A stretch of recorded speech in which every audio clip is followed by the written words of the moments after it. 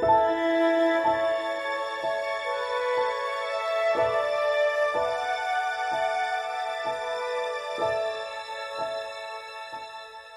amigos da Catequese, tudo bem com vocês? Vamos para mais um encontro, trazendo mais um tema para vocês refletirem. Vamos iniciar fazendo aquela nossa oração de sempre, invocando o Espírito Santo para que Ele nos ilumine e nos dê o discernimento necessário. Vamos iniciar então em nome do Pai, do Filho e do Espírito Santo. Amém. Vinde, Espírito Santo, enchei os corações dos vossos fiéis e acendei neles o fogo do vosso amor.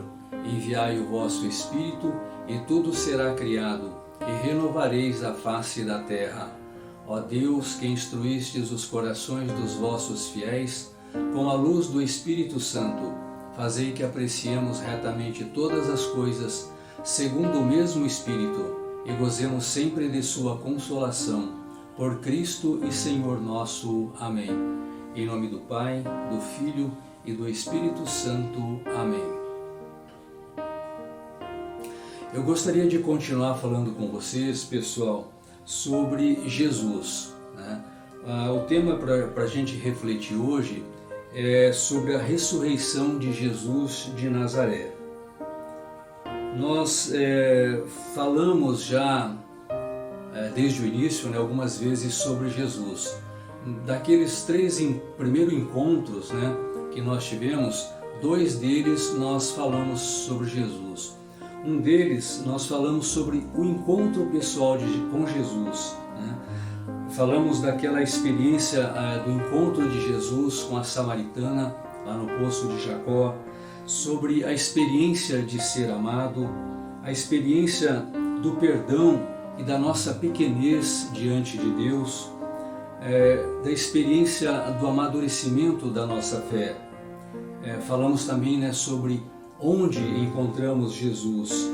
Nós vimos que nós podemos encontrar Jesus na Sagrada Escritura, na liturgia, na missa, na Eucaristia, na própria comunidade, na oração pessoal, na oração comunitária.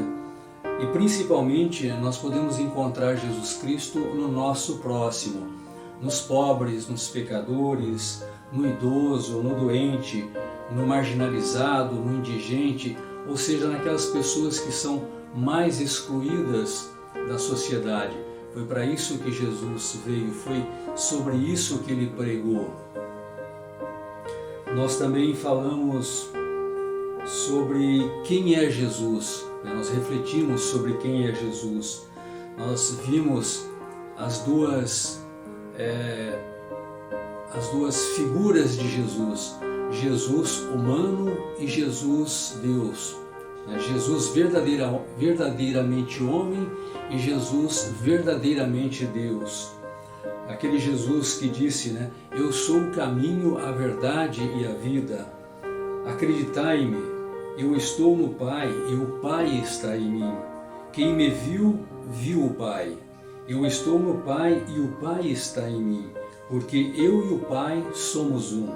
E eu vim para salvar o mundo e não para condená-lo. Nós vimos ainda recentemente aqui através de vídeo, sobre Jesus de Nazaré e a sua liberdade perante a religião e a lei da sua época. Aquele Jesus que veio confrontar com os judeus, sobre a forma como eles praticavam a lei. Um Jesus que veio anunciar o reino de Deus para todos aqueles que creem nele. Não só um reino para os judeus, para o povo escolhido. Um Jesus que anunciava ser o Messias, o Salvador, o Filho amado de Deus. Jesus que veio para dar uma nova interpretação da lei. Então nós vimos tudo isso já sobre Jesus. E para a gente encerrar essa reflexão sobre Jesus Cristo, nós vamos falar hoje sobre a ressurreição. E podemos fazer as mesmas perguntas que nós fizemos no encontro passado. O que significou a ressurreição de Jesus Cristo para os judeus naquela época e principalmente para os seus discípulos, para os seus apóstolos, né, que esperavam um Jesus libertador do poder político, do poder da opressão. Né? Como crer hoje num Cristo ressuscitado no mundo onde a gente só acredita naquilo que a gente pode ver, naquilo que pode ser provado. Nós vimos naquele encontro sobre a nossa profissão de fé, o creio, que nós acreditamos em tantas coisas, mas em tantas coisas palpáveis, coisas materiais, coisas que se podem ser provadas pela ciência, pela engenharia, pela medicina e assim por diante. O que nós esperamos desse acontecimento, motivados pela nossa fé, né? Para além desta vida? Será que nós acreditamos também na nossa ressurreição? Nós acreditamos que aquilo que Jesus pregou, que é o reino de Deus, ou seja, que é um reino depois desta vida, nós acreditamos nisso?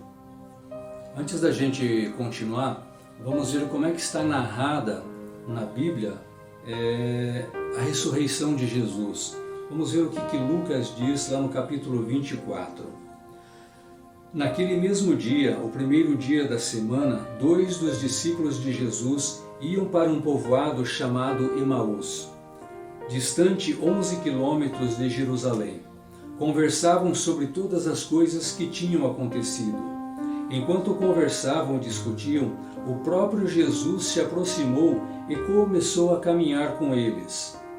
Os discípulos, porém, estavam como cegos e não o reconheceram.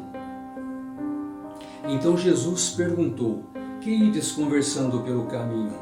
Eles pararam com o rosto triste, e um deles, chamado Cleofas, lhe disse: "Tu és o único peregrino em Jerusalém que não sabe o que lá aconteceu nesses últimos dias?" Ele perguntou: "O que foi?" Os discípulos responderam: "O que aconteceu com Jesus, o Nazareno, que foi um profeta poderoso em obras e palavras diante de Deus e diante de todo o povo. Nossos sumos sacerdotes e nossos chefes o entregaram para ser condenado à morte e o crucificaram. Nós esperávamos que ele fosse libertar Israel, mas apesar de tudo isso, já faz 3 dias que estas coisas aconteceram. É verdade que algumas mulheres do nosso grupo nos deram um susto. Elas foram de madrugada ao túmulo e não encontraram o corpo dele. Então voltaram dizendo que tinham visto anjos e que estes afirmaram que Jesus está vivo. Alguns dos nossos foram ao túmulo e encontraram as coisas como as mulheres tinham dito. A ele, porém, ninguém ouviu. Então Jesus lhes disse: Como sois sem inteligência e lentos para crer em tudo que os profetas falaram? Será que o Cristo não deveria sofrer tudo isso para entrar na sua glória? E começando por Moisés e passando pelos profetas, explicava aos discípulos todas as passagens da Escritura que falavam a respeito dele. Quando chegaram perto do povoado para onde iam, Jesus fez de conta que ia mais adiante. Eles, porém, insistiram com Jesus, dizendo: Fica conosco, pois já é tarde e a noite vem chegando. Jesus entrou para ficar com eles. Quando se sentou à mesa com eles, tomou o pão, abençoou-o, partiu-o e lhes distribuía. Nisso, os olhos dos discípulos se abriram e eles reconheceram a Jesus. Jesus, porém, desapareceu da frente deles. Então um disse ao outro: Não estava ardendo o nosso coração quando ele nos falava pelo caminho e nos explicava as Escrituras? Naquela mesma hora eles se levantaram e voltaram para Jerusalém, onde encontraram os 11 reunidos com os outros. E estes confirmaram: Realmente o Senhor ressuscitou e apareceu a Simão. Então os dois contaram o que tinha acontecido no caminho e como tinham reconhecido Jesus ao partir o pão. É importante para a nossa reflexão, né? pensar qual é o sentido da ressurreição de Jesus Cristo. Nós vimos no encontro passado, e nós terminamos a nossa reflexão justamente com Jesus, a princípio, na visão dos discípulos daquela época, como um fracasso, um Jesus derrotado pela opressão e da traição do seu próprio povo, da traição dos próprios judeus que não o aceitaram como Cristo e como Messias. Então, pessoal, é importante nós refletirmos também que a ressurreição não era algo novo, algo que Jesus trouxe, algo que Jesus revelou naquela época. Já se falava na ressurreição no Antigo Testamento. O que acontece é que as correntes religiosas daquela época não se entendiam muito. Parte deles acreditavam na ressurreição e parte não acreditavam. Quando nós falamos aqui em correntes religiosas, nós falamos daqueles nomes que a gente vê bastante na Bíblia, Os fariseus, os saduceus e assim por diante. Oportunamente a gente vai falar um pouquinho sobre como era composto o povo judeu, as crenças deles na época. Vamos falar sobre os batistas, sobre os zelotas, sobre os fariseus, os saduceus e assim por diante. Que reflexão nós podemos fazer então sobre a ressurreição de Jesus? Toda a teologia é vivida e refletida a partir da ressurreição de Jesus. Todo o Novo Testamento foi escrito a partir da experiência viva trazida pela ressurreição de Jesus. Logo, ela não é o fim, mas o ponto de início de qualquer reflexão. Pois se Cristo não ressuscitou, vã é a nossa fé, já dizia São Paulo na sua primeira carta aos Coríntios. A maneira como os primeiros cristãos compreenderam essa ressurreição foi da fé para a história, e não da história para a fé. Isto se evidencia pelo fenômeno de Pentecostes.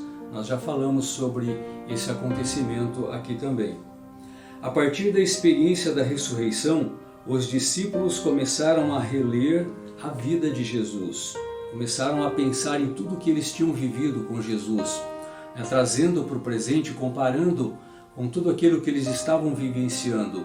Ou seja, o que significava tudo aquilo que Jesus falava naquele momento depois da ressurreição. Só assim eles conseguiram entender. Os discípulos começaram a reler a vida de Jesus, bem como os acontecimentos vividos junto com eles, e viram em tudo isso um evento de salvação. Agora, pela força do Espírito Santo, eles podem ver o que antes não viam. O mistério é revelado, o véu do templo se rasga. Na sequência dessas experiências, o Jesus ressuscitado aparece para eles como alguém que está vivo, mas diferente. E nós devemos observar que não é as pessoas que encontram Jesus, mas é o Jesus que vem ao encontro dessas pessoas. A partir desta experiência única e inimaginável, a comunidade primitiva prega agora o Cristo como alguém que está vivo no meio dela. Cristo ressuscitado realiza em si toda a esperança messiânica do povo judeu. Ele, que na concepção de muitos contemporâneos daquela época era apenas um homem, torna-se agora o homem, o Deus. Aquele que era o Messias, considerado o Messias político da entrada triunfal em Jerusalém, morreu como um falso Messias, passa agora a ser o Messias por excelência, chamado por Tomé no cenáculo como meu Senhor e meu Deus. O ressuscitado traz uma força tamanha que os discípulos, de covardes e desesperados, passam a ser corajosos e cheios de esperança. O temor dá lugar à fé. A fé vive na esperança e esta se propaga no amor daquele que vive. Com a ressurreição de Jesus Cristo, dá-se o início de um novo paradigma religioso. Um evento que é capaz de mudar totalmente a história. Consome-se nele o fim, por um Cristo ressuscitado, que é tido como o único. É aquele que nos antecipa o futuro e consolida em nós o Espírito prometido. Força capaz de relembrar os seus ensinamentos e sua vida, e também de dar continuidade na construção do reino de Deus. Na experiência do ressuscitado, não somos nós que vamos a Ele, mas é Cristo e seu futuro que vem a nós. Somos portadores de uma fé que há de vir. A experiência da ressurreição é possível de ser encontrada nos textos do Novo Testamento. Em Paulo e nos hinos das primeiras comunidades, nos textos mais antigos, é uma experiência totalmente transcendental. Para Paulo, o centro de sua pregação está na paixão, morte e ressurreição. Para Paulo, o centro de sua pregação está na paixão, morte e ressurreição de Jesus. Para ele, toda a criação geme de dores à espera do dia da ressurreição final. A ressurreição de Jesus, muito mais do que histórica, abre o horizonte humano para a nova criação, a vida eterna. Nos evangelhos já se tinha a semente de uma comunidade cristã e com isso começam a surgir alguns questionamentos. Quem foi e quem é de fato Jesus Cristo, o homem de Nazaré? Todos os evangelistas envolvidos num ambiente histórico distinto confrontavam-se com uma situação peculiar e buscaram, portanto, responder a esta pergunta partindo sempre da experiência do Jesus ressuscitado para a vida pública de Jesus. Com o passar dos anos, com o aumento da distância do evento da ressurreição, notamos um esfriamento desta experiência pessoal, alimentada também pela morte daquelas testemunhas oculares. Ou seja, à medida que os apóstolos, os discípulos, aqueles que conviveram com Jesus foram morrendo, parece que houve ali uma redução, uma diminuição na fé daqueles novos crentes, né? Então, aqueles novos que receberam a mensagem dos apóstolos precisavam ter um trabalho mais árduo para convencer as pessoas daquela época a crerem em Jesus Cristo, a crerem na sua ressurreição. Os fatos precisavam de melhores explicações, porque os novos crentes passam a ouvir sobre Jesus sem nunca terem estado com ele. A maior discussão é sobre a veracidade da ressurreição de Jesus. Surge então a questão do túmulo vazio, das testemunhas femininas, lembrando que naquela época a mulher não tinha voz na sociedade. Do testemunho dos apóstolos, que foram referências da comunidade, da busca por respostas nas profecias judaicas do Antigo Testamento. Jesus surge como o novo Moisés, o novo homem. De profeta, pregador e Messias judeu, passa a ser mais enfocado o Filho de Deus na sua divindade e glória. A ressurreição se torna um marco incomparável dentro da existência cristã, capaz de romper de uma vez por todas com todos os limites da vida humana. Tudo é novo. Este novo que esperamos com a ressurreição de Cristo torna-se, pois, já manifesto e, portanto, sensível na história por aquilo que Cristo já nos deixou e nos convidou a segui-lo, que é a proposta do reino de Deus. Esta proposta justifica o caminho de Jesus até a cruz. Então, pessoal, antes de encerrar, eu gostaria de deixar aqui algumas coisas para vocês pensarem, refletirem. Primeiro, como fugir da tentação de olhar para o Cristo ressuscitado e ao mesmo tempo esquecer do caminho percorrido em prol do reino que acabou culminando na sua morte, na sua crucificação. Onde encontramos o Jesus ressuscitado? Será que nós encontramos Ele no próximo, nos abandonados, como nós já falamos? E mais importante, será que realmente nós encontramos Ele na Eucaristia, no sacrário, na missa, na celebração da Eucaristia? Então é essa reflexão que eu deixo para vocês, tá? Me coloco à disposição de vocês para qualquer esclarecimento e até o próximo, se Deus quiser. Um abraço a todos.